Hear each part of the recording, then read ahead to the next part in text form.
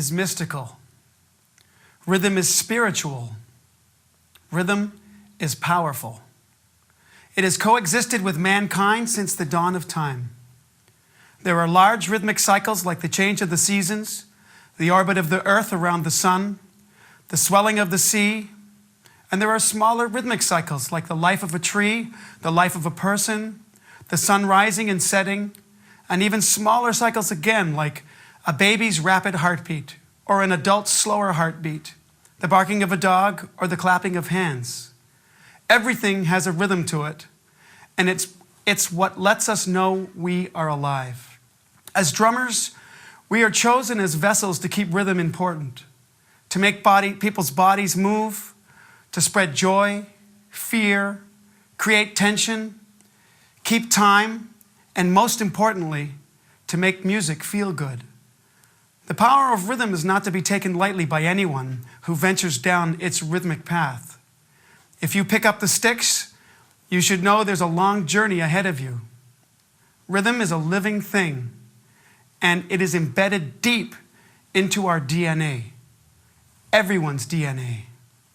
The knowledge we have today, as sophisticated as we know it to be, comes from a very old place. From the 5,000-year-old practice of playing a rattle to a newborn baby, to watching an infant react and instinctively dance when they hear rhythm being played, we can see its magic. It's fascinating to watch when we play a rhythm and it affects a person's physicality. Rhythm can do that. That's when you can see its power in action.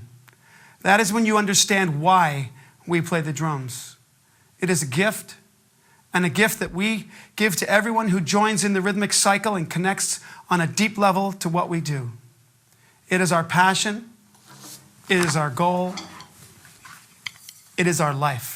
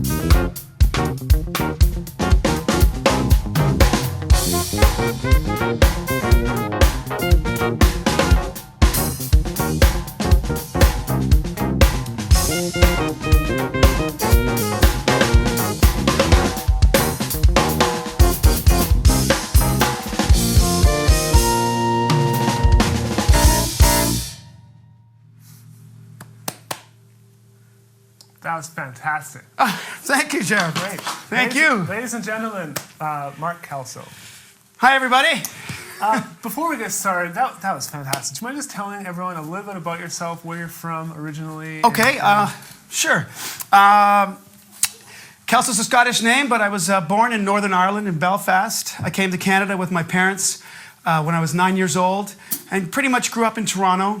And Toronto being such a multicultural city, I found myself gravitating towards a lot of musical styles in the city and learned a lot about music. I don't know that I would have got the musical education I have if I had stayed in Ireland. So I'm thankful to my parents for coming here and doing that. My dad was a drummer, Sam Kelso, and he taught me when I was 12. And it's been a love affair ever since. Nice. Awesome. Well, thank you.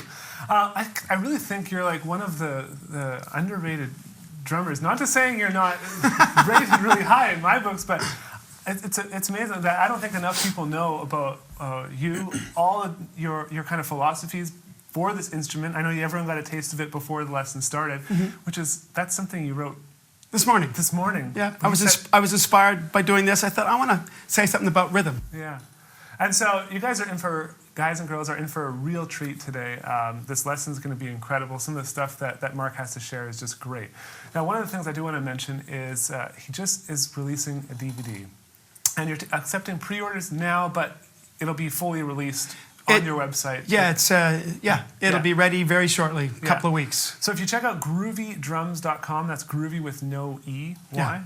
Check out groovydrums.com, you can place your order. I highly recommend it. It's going to be, I haven't actually seen it yet because it's not out, but I know it's going to be incredible just from talking to you and listening to all the different concepts that are flying up in your head. So Mark teaches at Humber College in Toronto. I'm the head of the drum department there, yeah. And you played with some artists, such as like Gino Vanelli, Michael Bublé, Pat Metheny's, John Scofield, Shania Twain, and many more. I think one year you said you played with 200 plus different artists. I think in total, in my career, I think I've played over 300 different bands. That's crazy.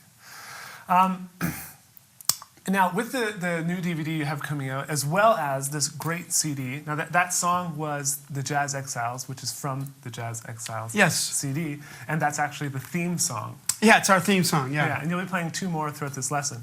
So you have that CD, which was recently released. It's brand new as well, yeah. Yeah.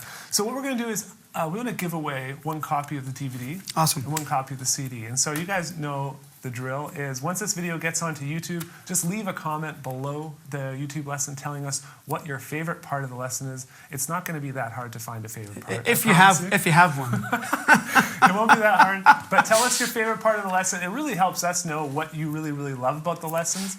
And you get a chance to win the Jazz Exiles new CD or a copy of Mark's new DVD, which is coming out very, very soon. Yeah. The new DVD is called Musician First, Drummer Second. Yeah, and we were talking about that. I originally heard that from Mark McLean. Yes. And you actually know Mark McLean as well. Yeah. So that's cool. Also, really wanted to thank Sean Brown from Yamaha, a super supportive company here at Drumeo. And Paiste cymbals and Evans drumheads and Headhunters drumsticks, as well as Plunge audio in your monitor. Yeah. But Sean's been great. He actually connected us for this lesson, so I love working with them. And then one more thing before we get into the lesson is we do this sort of thing on Drumeo once a day. We publish 1 new 1-hour drum lesson every day with a different instructor. And so if you'd like to try it out, just go to drumeo.com/trial. It's free for the first 30 days. You can cancel at any time. You can cancel on the 29th day. We don't care. We just really want you to try it. You can even try it for up to 90 days. And if you still don't like it, we'll give you your money back. But I just want people to experience what it's like to be inside. But yeah, so let's get into the lesson. This is going to be a fun lesson. Yeah, we talked earlier about what to do, and I thought fun with a metronome. Yeah. Although, as I said, behind the scenes, my students at Humber would say, fun? More like torture. It's fun when you get it. It's great when you get it. It's like you've accomplished this great goal. Right. I've been playing drums for ages, probably 40 years, and I'm fascinated with rhythm. And at this point, I think, we're talking about genres and styles and all these things, and I think, it's just easier if we just put it down to one basic thing. It's rhythm, how well you know and understand rhythms, what your vocabulary is with those rhythms, and how well you can manipulate and control those rhythms. So I think back about when I was younger and when I was playing with a lot of guys who were older than me, and I got a lot of comments like, man, your feel is edgy. You're rushing, or it's dragging. Problem with the time. And so I really worked hard to build up my time to a point where I felt really good about it. But then I still got things like, you know, the feel needs work. And I'm thinking, well, I can play in time. I can play with a metronome. What are they talking about? And it eventually dawned on me that having good time was actually not enough. It was not enough. It was important, but it didn't seem to be the whole deal, the whole equation. And the thing that was lacking for me was the feeling of it. So I was playing something, but interpreting it in a way that was very stiff, mechanical, because I thought, well, it has to be tight to the click track. It has to be super solid. Now, as an example, I will play you something that is in perfect time with a click. And just give you an example of the difference between something that is, they're both going to be in time, but they're going to feel radically different. So, 96 BPM. Here we go. 1, 2, 1, 2, 3, 4.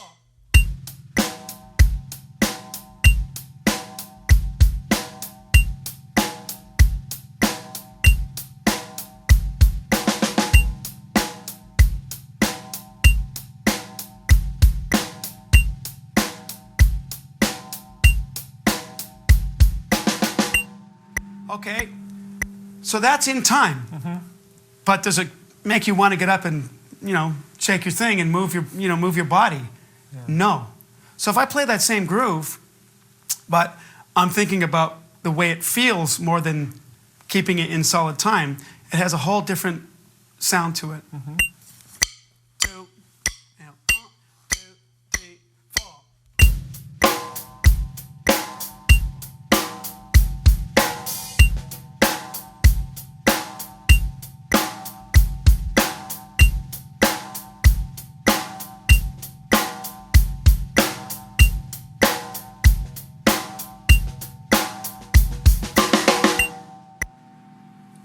Yeah, definitely heard the difference there.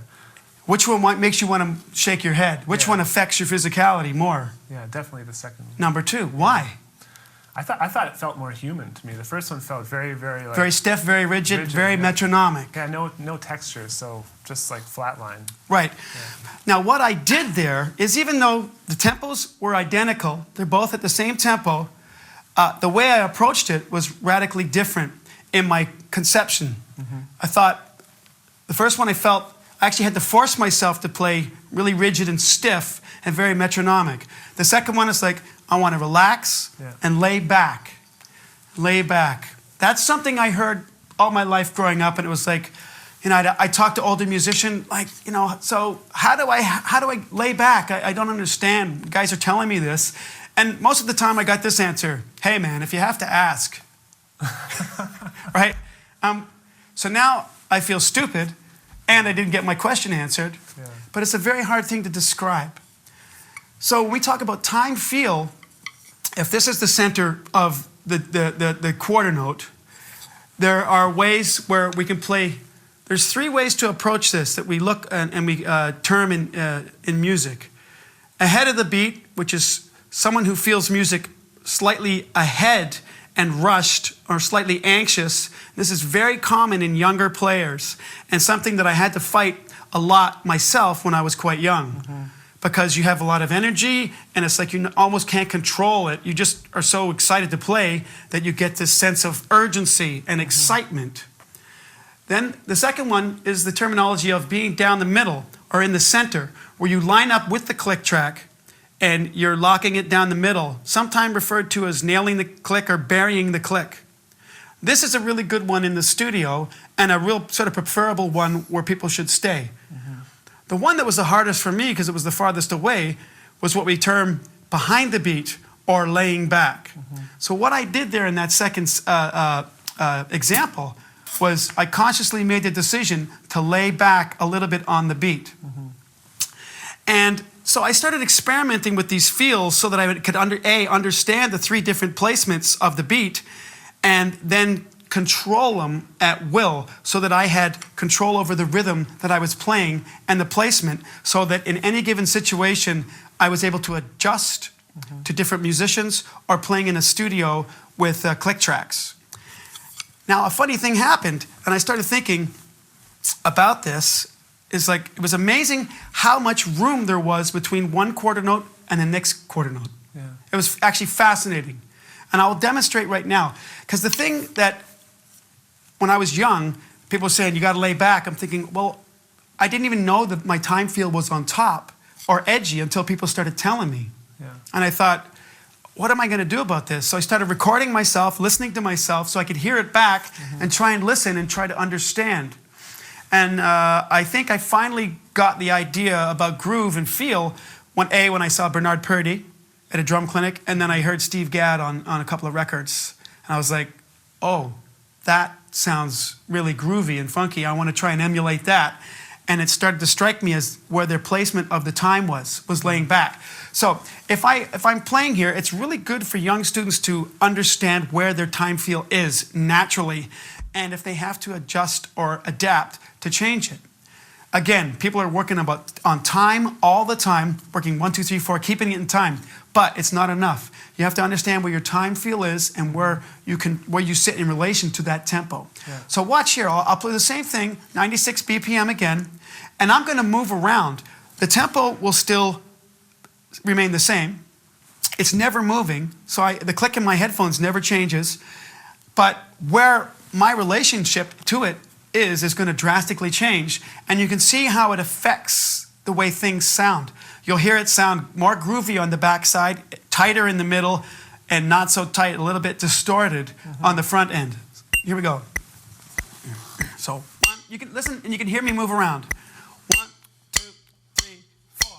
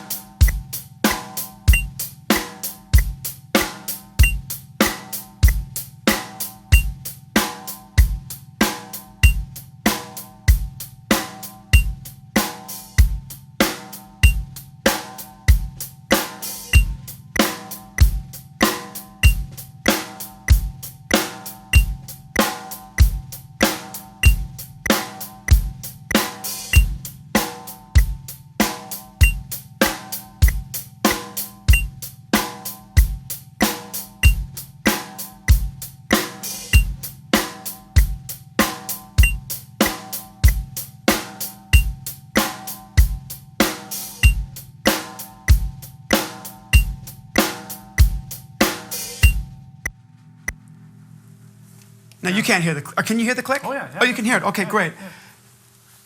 So that's one tempo. Yeah. Look at the margin for error or the margin for movement in there. It's huge. Yeah.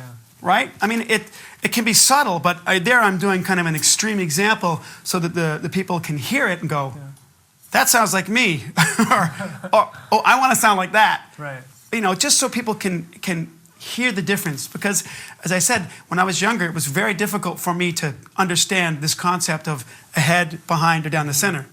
And then once I got it, I was like, ferocious tiger. I want to learn this. I want to understand this so I can play better. Because again, all the older guys were telling me that my feel was not good, or it was just too edgy. And I was like, I got to fix this if I want to have a career. And I found out it's probably making music feel good is probably the most important thing I've ever come across in my life. You know, for playing drums. If no matter what the style is, if it feels good, if I'm playing a bluegrass thing with Russell DeCarl and it feels good, I don't care that I'm playing the simplest beat in the world. It's like, this feels awesome. I never want it to stop. I'm so into this. I'm afraid to move. I don't even want to play a fill.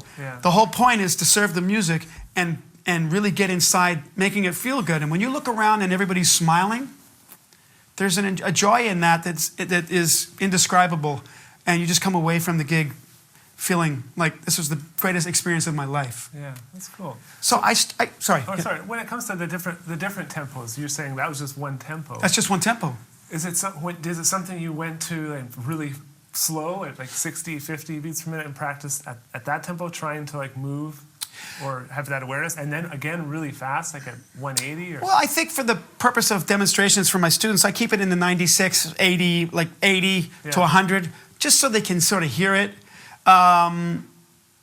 It's harder to do slower, obviously, and faster.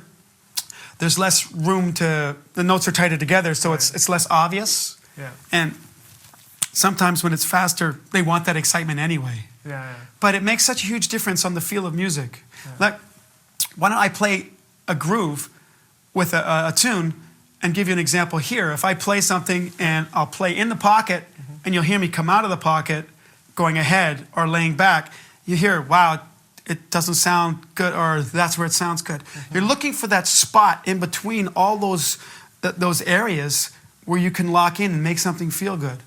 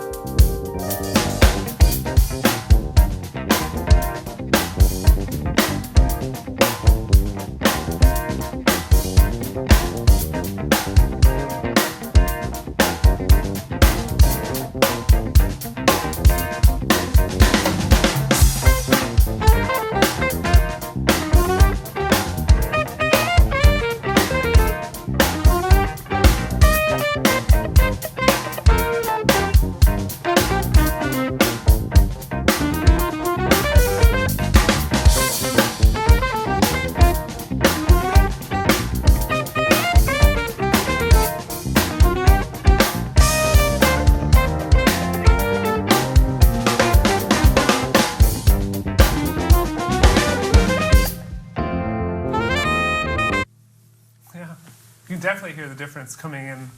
Yeah, you're sitting there going, yeah, this is good, and all of a sudden it's like someone just came up and shoved you. It's like, whoa, what happened? It was there. You took something away from me as a listener. You're listening, going, yeah, and all of a sudden you just, what happened? It's almost confusing, right? It's a distortion of rhythm.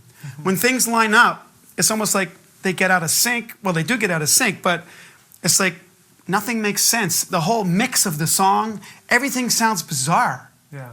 And then when you line it up, it's like, everything goes, ah. So you can feel it as a listener. You go, ah, that's great. And then it's gone. You're like, what happened? Something's weird. Yeah. And then it clicks. And it's like, oh, okay, that was weird. But it's almost hard to describe.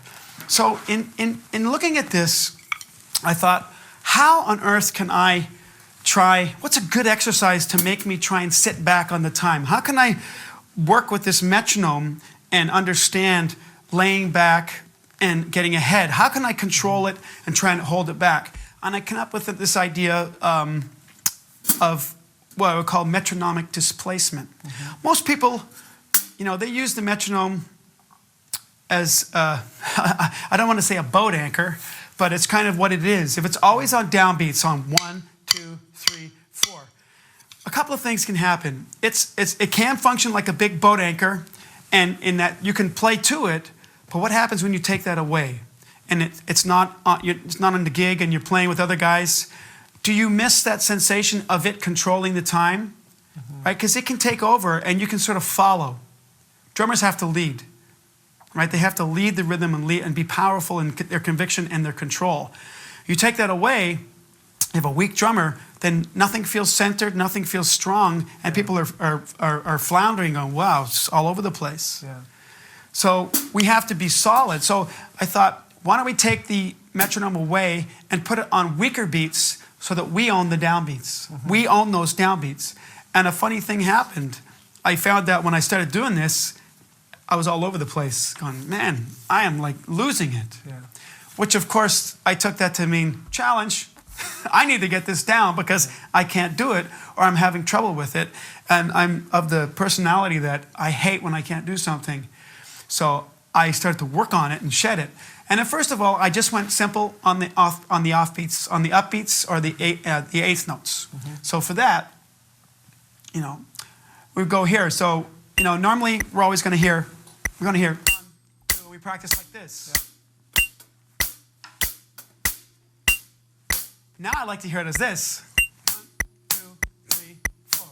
1, 2, 3, 4.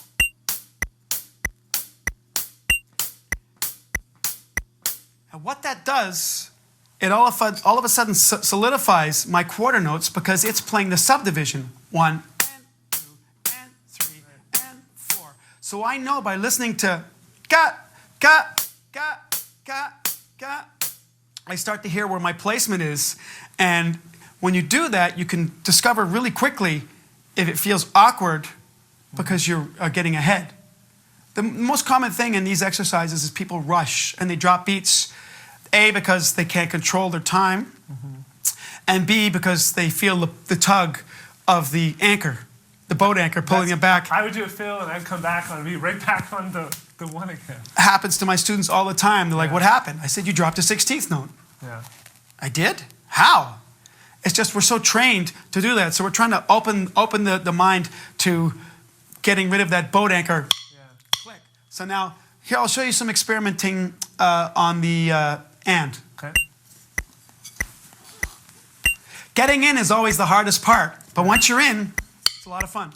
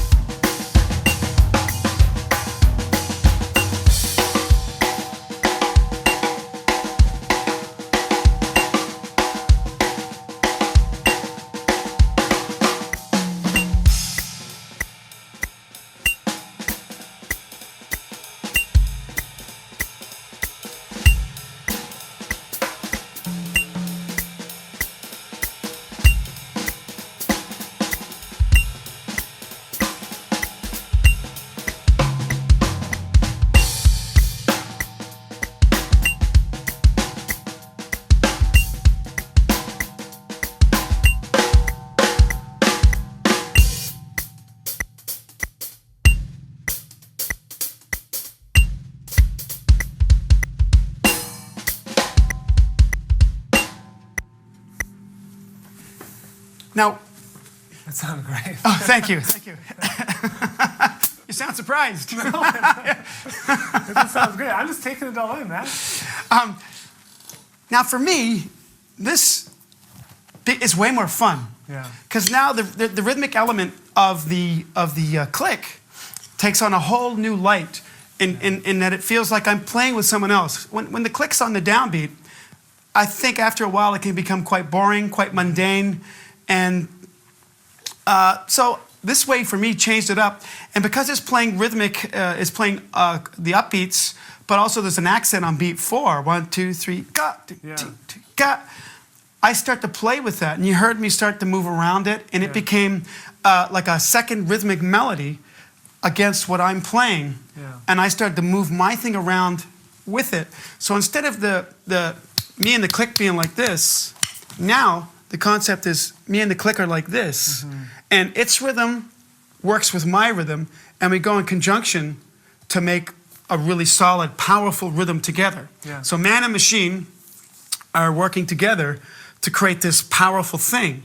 So it's not mechanical, it's organic, it feels good, it's strong, it's powerful. Yeah. Right? And so when I started doing that, I thought, well, this is great. I mean, I'm getting good with the ands and the upbeats. And as I found it works good for like pop, rock, works good for jazz, because the 2 and 4 is an important a pulse in the jazz idiom. And then the New Orleans thing, because that pop on beat 4, it's like, it worked perfectly. The Brazilian thing there, I was doing some samba reggae, a little bit of samba, boom, it works perfectly with that. Yeah. So I started thinking, well, what if I move it onto the 16th? And this is where I got my face slapped. It was like, bah, no, I don't think so. Machine's back in control. I was like, man, are you kidding me? This was hard. So now, the next step for me was to master trying to get it on the 4th 16th. Yeah. 1 E and a, 1 E and a, 2 E and a, 3 E and a, 4 E and a, 1 E and a, 2 E and a, 3 E and a, 4 E and a. So now we're going to hear that. So I do this. What are you thinking? Because this is my biggest issue. I subdivide. I start going, well, the thing is, I hear it instantly now because I've learned it. Yeah, you've done it so much. The worst thing you can think of when you're doing something new is, wow, this is really hard. Get that mindset out of your head. Don't think it's hard. Just think, this is really challenging. I haven't got this yet. Because that's a more positive statement, meaning that you intend to get it. When you say, this is really hard, it's kind of like, well, you're not going to get it, or you're going to fail. Yeah. It's kind of a negative reinforcement, which I'm not a fan of, ever, for anything. I want positive reinforcement, or some way to make the students think they can get this, no matter how hard or how difficult it is. It's just perseverance and just don't quit. Yeah. So as soon as I start it, I hear it, I know what I want to hear, so I go, and I know that I want the accent there. Cut. I know I want it there. 1, 2, 3, 4, 1.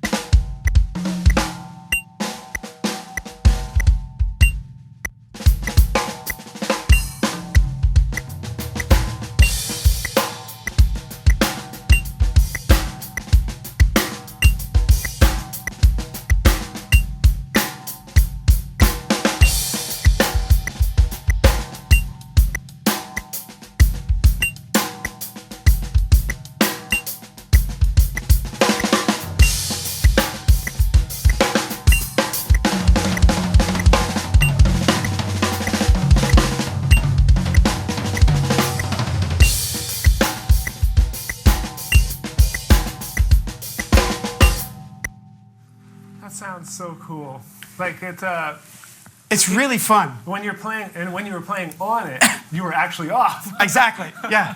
Or not off, but you know. So I right there. I know it's only a 1 hour lesson, so I'm kind of burning through, like the idea of taking it to the next level and getting more risky and more creative with it by displacing the same way you would if it was a quarter note. Yeah. Well, let's push it to playing on the 4/16th or the 2nd 16th or the 8th note. So I've explored all these possibilities, and I get this incredible sense of confidence and strength. Yeah. And as I say, I've been playing a lot of drums for a long time. And working on this exercise alone in the last 4 years or so, I felt that I've taken my groove to a new level, because it's really easy to get out of it, to get out of that groove and just drop a beat and go, whoa, I'm on the beat. With all the fills, like we were chatting before, with all those faster fills, it's really easy to drop a 16th. Super easy. And then what happens is sometimes you don't even notice. And then you're playing and all of a sudden you're going, oh, I'm on the beat. Yeah. When did that happen? Yeah. And that's like, that means you dropped your focus. You're playing a 16th note away and you didn't even realize it. Yeah. Right? So it's really important that we don't get into that headspace to make a big mistake and not catch it. Yeah. Right? So when I play like this, I know exactly where it is and where it's supposed to be and when I get off. And I still do get off, you know, but I like to push it. So now I've been experimenting with all kinds of things. Yeah. Like on that one,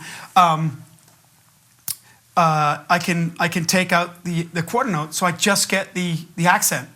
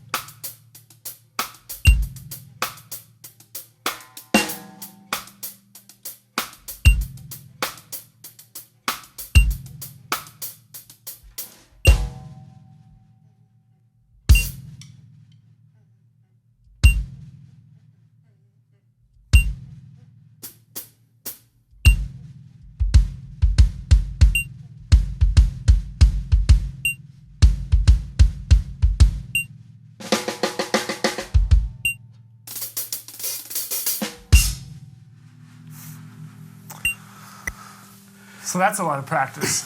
It's a lot of practice, right there, yeah. But you know what? It's really creative practicing. Yeah. It's really creative practicing because now I'm working with the metronome to get back to what I started with. Yeah. Just create rhythm. And it creates such a, you have to so intensely focus. You can't even like... I mean, ultimately, you know, aside from it being a time exercise and a feel exercise and a groove exercise, ultimately, it's a focus exercise, and not only that, more importantly than focusing, it's a listening exercise. Because what you're doing is you're splitting your brain going, I'm going to play one rhythm, but there's this conflicting or opposing rhythm, a polyrhythm, if you will, that is going against what I'm doing. So my accuracy and placement of what I'm doing has to be so spot on, otherwise the whole thing falls apart. So it's like a, you know, it's like a tightrope. You're walking a tightrope, but when you're on there and it's feeling good, it's fantastic. But one wrong move, whoop, down you go, and the whole thing combusts, and you're like, ah, and then you're, oh man, I got to listen to it again. Yeah. Right? How are we doing for time? Yeah, we need to move her along here. So you had, I just wanted to quickly. I know if anyone wants more from Mark, you got to get the DVD. Yeah, I go into this at a much deeper level, and you know, I've got a thing on there for doing displaced metronome at 30 BPM. Right. Last triplet, slow swing. It's wacky. My students actually really they hate me for that one. Are you going to demo that at least? No. That's on the DVD. All right. If you want that, you got to buy the DVD. Shameless. Marketing strategy 101. Hey man, you're giving us a lot to work on here, so we appreciate that. I always say that it's a good lesson when the student will watch especially online, when the student watches the video and then they just have to go straight to their drum set. And this is one of those lessons for me. Like, I would love, we're going to go out for dinner probably. Yeah. But I would love to go to my kid after and just like work on this and shed this by myself. And so it's a great concept. So well, as I say, it's all about placement of the rhythm and controlling the rhythm and owning the rhythm. So when you move it to a weaker subdivision, second 16th note or what, or even middle triplet or third triplet, it opens up all rhythmic possibilities, but it is hard. And it takes you a second to really go, where is it supposed to be? And how is this working?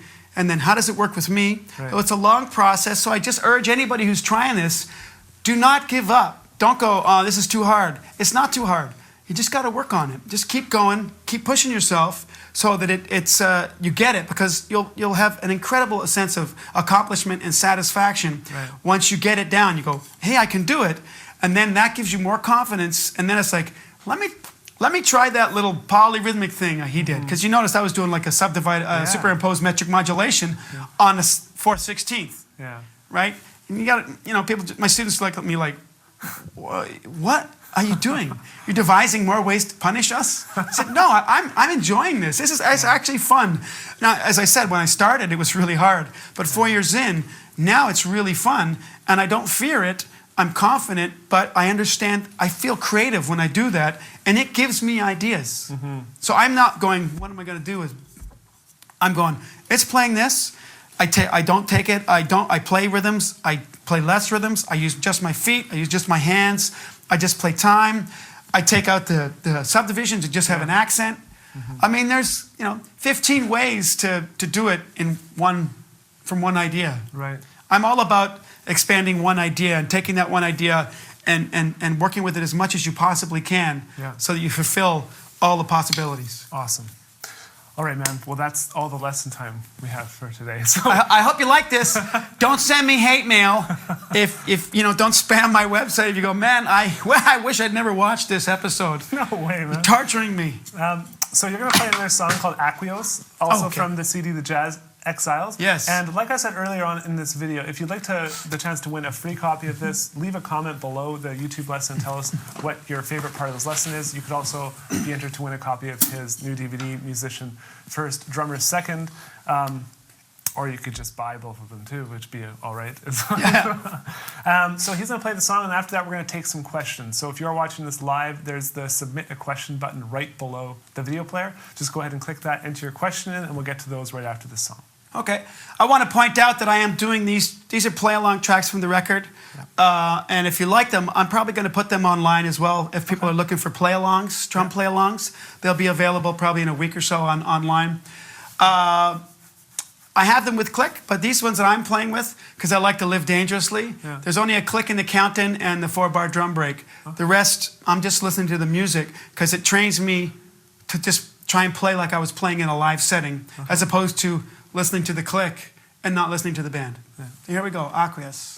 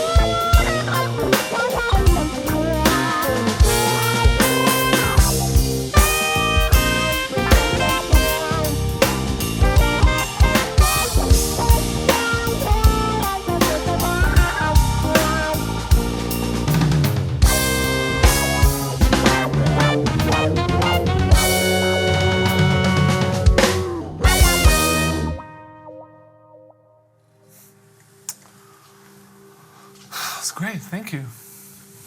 Funky. Do you guys play? You play live a lot with this band, right? Not as much as I'd like to, because it's a relatively new band. Okay. Whoops. Stop.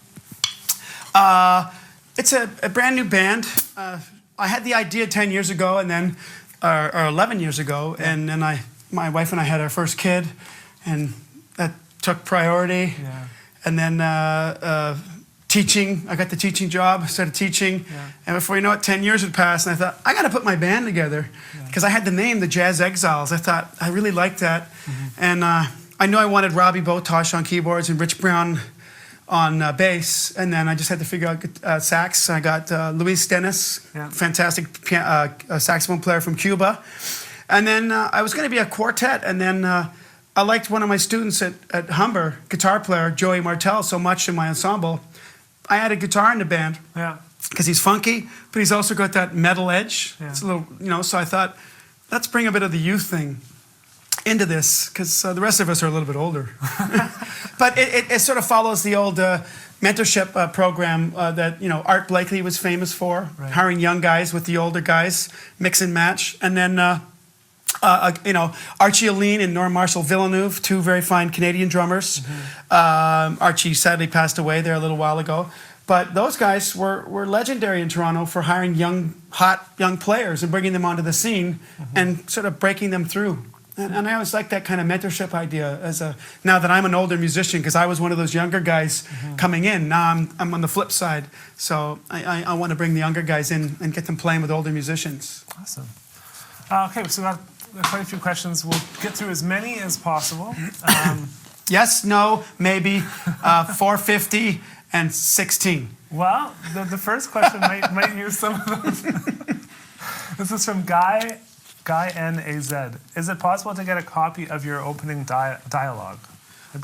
Yeah, sure. Maybe we could post that on our blog or somewhere Yeah, along absolutely. with the lesson. He liked it then, I guess. Oh, yes. I'm guessing, unless he why else would he want? Yeah.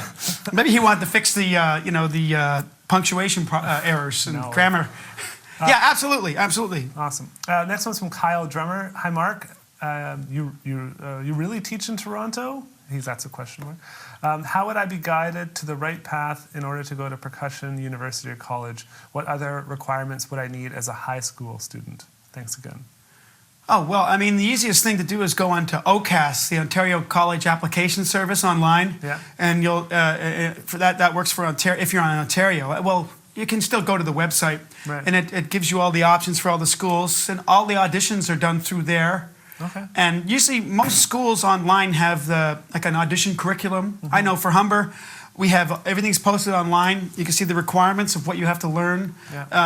Auditions are always held in March of that year for the following September. It's good to work on the stuff with a qualified teacher rather than just sit there and try and figure it out for yourself. You might waste a lot of time doing that. It's good to come in prepared. Yeah. This one's from Drummer Chick. Hi, Mark. You have a new fan. Thank you. My question is it normal for my ear to want to hear to want to correct the metronome to an on-beat when I practice with it on an off-beat? Yes, absolutely. It's very natural. That's why I called it the big boat anchor, because when we've done something for so long, we take it for granted, and then we automatically just go there. And then when you move it, it's like trying to move a mountain. It's like, wait a second. What? Your brain, you basically have to retrain your thinking, retrain your brain, and retrain your listening, hearing skills. Yeah. It takes a while. Sometimes it could take a week, a day, or a month, depending on the person's rhythmic knowledge of where beats lie. Yeah. I mean, I make it look easier than it is because I've been doing it for quite a while. Yeah. For me, it would be easy if I had like a 2-bar click in, like on the beat, and then the click for the remainder of however long stays on the 4th, 16th note or whatever. Yeah. I mean, you could program that in on, if you had a thing like GarageBand or Logic, you could set up a click and do that easily enough. Yeah. I might do that, actually. From Aaron L. says, great lesson and amazing approach. What metronome are you using? There's a few questions about the metronome. Oh, it's the Yamaha metronome app. Okay. Yeah. Look for the Yamaha metronome app. It used to be called the Click Station. Okay. Right. It was funny because that used to be $200, and then the app was like $4.99. Yeah. And it's got all the same features. Right. Hey, Jared and Mark, it's Mike McLaren. Oh. Loved the lesson. I remember some of this from the masterclass, but I don't remember the third triplet click at 30 BPM. How on earth do you even begin to hear that? Do they want to hear that? Well, if you want, you don't have to. I'll give them a real quick demo. Okay. Yeah, this is pretty crazy. We recorded the warm up, and we're just gonna. Here we go. Okay, so this is 30 BPM, last triplet. Takes a second. You have to subdivide triplets.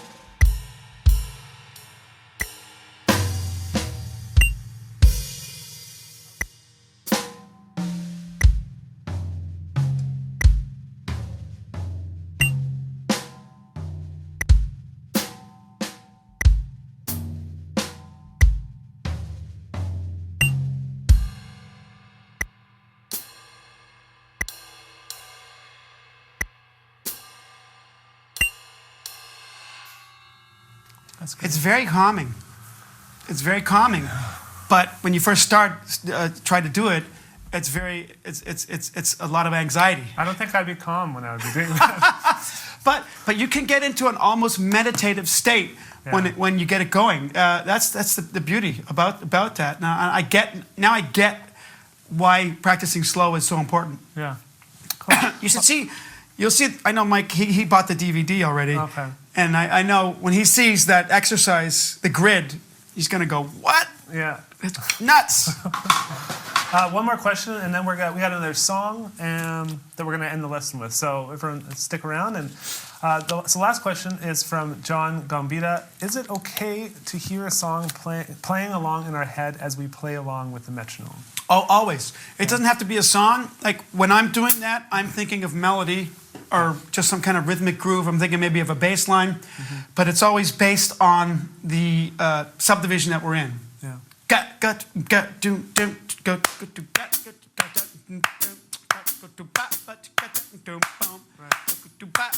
I'm thinking of something that lines up with what I'm playing. You know? Yeah. A great one for the 4/16 thing is What Is Hip?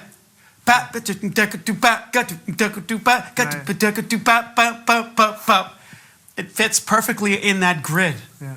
So, but yeah, absolutely. You should always be thinking about music or have some kind of musical reference when you're on the drums. Yeah. I don't even bother with counting or subdividing 1 eanda, 2 eanda. I would go, I'm singing rhythms or I'm singing melody. Yeah. Because what I do has to have a connection to music. And 1, 2, 3, 4 for me doesn't do it. Cool. All right. So thank you so much. Oh man, my pleasure. Thank you for having me. Yeah. Thank you for Yamaha Peisty for sending me out here. Yeah, it's been great. They've all been so supportive. If you do want to check out more what you have going on at Drumeo, you can go to drumeo.com/trial. You can try it out for free for 30 days. I'd also encourage you to check out Mark's website, groovydrums.com, groovy with no E. And you can check out all the CDs and music he's produced, and as well as his new DVD, which is going to be great. So the last song you're playing is called Fred's Fast City, again from the Jazz Exiles CD. Yes, it's my homage to the great band Weather Report and Peter Erskine, but also a little Tony Williams. It's kind of a combination of the tune Fred by Tony Williams' Lifetime and Fast City by Weather Report. Okay. So, cool. So it's fast, it's reckless, and makes me think like I'm 18 again. Here we go.